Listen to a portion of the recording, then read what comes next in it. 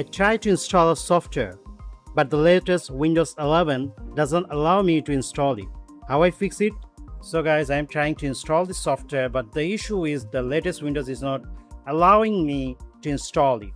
So what can we do? First of all, write on search settings, and then it will open up. And now the thing is, you have to search smart app control. Yes, and after that you have to just turn off this thing. Okay, yes, before doing that, make sure the software you are going to install is legal, it's not pirated, and yes, there is no virus in it. And I'm making sure that that's why I'm going to install this software. Now I am trying to install it.